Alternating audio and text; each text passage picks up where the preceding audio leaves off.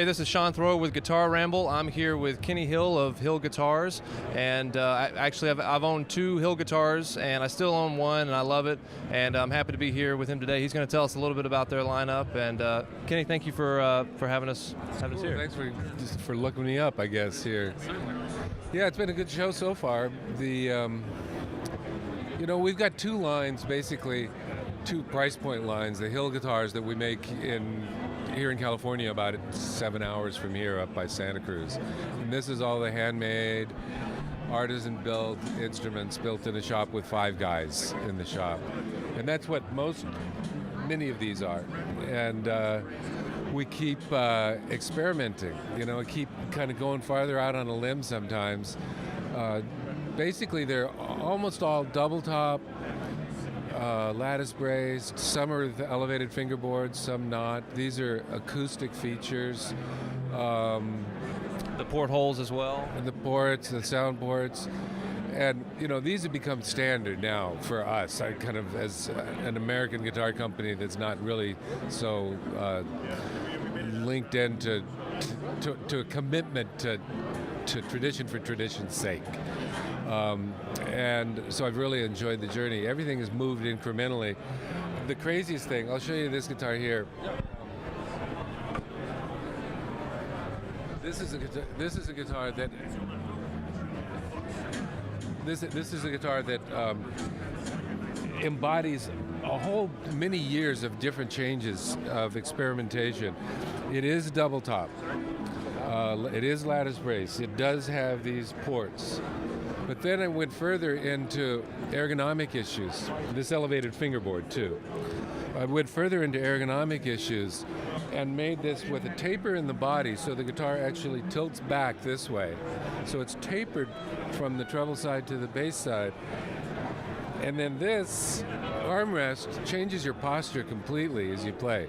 It doesn't give anything up. It doesn't give anything away, but it makes the playing experience more comfortable, and like your shoulder position and everything. Even there's a little gizmo here so that it takes that pressure away from your chest, especially if you're sitting in a really classical guitar position. But the craziest thing now, this is the 3rd time that I've done it on this guitar, is that it's got this true temperament fretboard. So the frets are intonated more accurately for what true temperament really is. It's not a micro tuning, it's not a mode, it's just a guitar that is better in tune with itself. And I've been playing this particular guitar for 6 months. I made this one for me so that I would live with it on my daily playing or gigging and all of that stuff. And the more that I've lived with it, the more that I just can't live without it. Except I just sold this guitar this morning. So somebody else couldn't live without it. So you have to build another one? I had to go home and build one fast because it really enhances the playing experience. You can't possibly demonstrate it in here in this sound environment, so I won't even try. But this is the kind of most modern and most adventurous thing that we've done so far. I get the feeling at this show, what's interesting is that we've had these at some other shows, and it catches eyes, and it's weird in a woozy way. It's really eye-catching. And so it's a novelty, and it's like, what do you do that for, and how do you do it, and da-da-da-da. But this time I've dealt with a number of professional musicians, including the guy that bought it, that are dealing with serious studio work and, composing and whatever, serious LA players who are looking at it not as a novelty, but this is good. This needs to be done.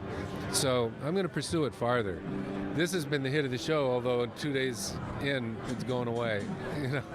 We have others that are, some more traditional instruments, some real luxury instruments. There's our anniversary series, which is beautiful Brazilian rosewood kind of collector guitars. Is this shape the same? It has this bevel? One of them does, one of them doesn't. These features, for me now, they are what a guitar is supposed to be. this is, as far as I'm concerned, this is the new standard. So this might replace the Signature series in the future potentially. It is a signature. It is a signature. It is a signature, but it's it's the ergonomic. Also, this one's amplified with a Barbera pickup. Very good pickup. Really authentic amplification of the sound of this guitar. No feedback, no batteries, no nothing. Just to plug it in and play. Control your tone at the amplifier. And so these are all things that are getting to be the majority of things that we're building. We do have also something that one of our newest models, aside from this, is our Heritage Series, which is old-fashioned, straight classical guitar. Years ago, I would make the Master Series, which were copies of Hauser and Fleta and Torres and Reyes and a bunch of different iconic things. We don't do that anymore, except for the Torres. I still make a Torres copy, but we do incorporate now in the Heritage models traditional. It's a traditional guitar, fan brace, solid top, no ports, just the things for people who are not interested in adjusting to the modernity of the other stuff that I'm doing. But we can still make a very nice guitar, just the same way that it was done in the 19th and early 20th century. And we are doing that now too. So that's, there's a lot of different variations. Anymore in our workshop, we have standard models, but that's a baseline. We almost don't do it because we're filled up with orders for individual custom instruments.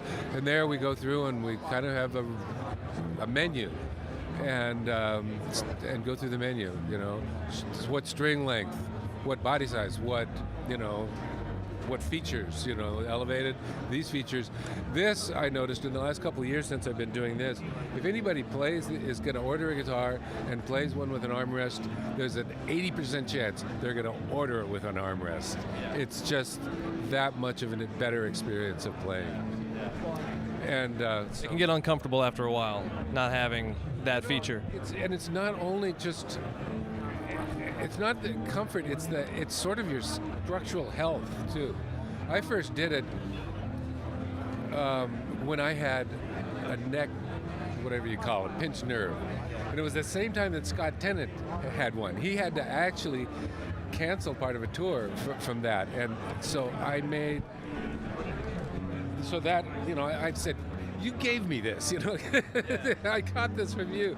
But that was when I got seriously interested in developing the ergonomics of the thing. Because I thought if I'd had a guitar like this 40 years ago, I would not have this, postural issue.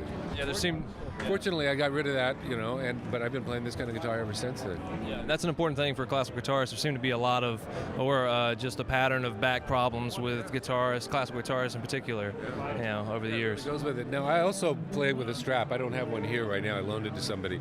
But that was a good thing for my lower back.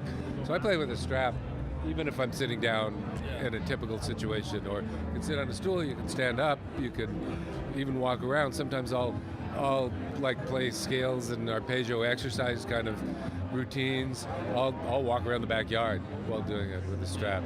So these are all just really peculiar eccentricities of myself as a consumer, and I just happen to have the ability to put them into a guitar if I want to.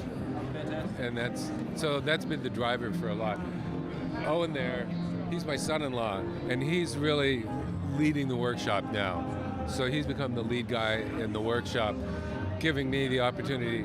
I can't say retire, but I'm almost 70 years old. I got to be responsible, So I'm doing my best to pass it on to him and the other guys in my workshop. So it's kind of the status of things right now. Well, they're great guitars, and we really appreciate you talking to us today. Thanks. Well, thanks for asking. Thank you very much. Take care.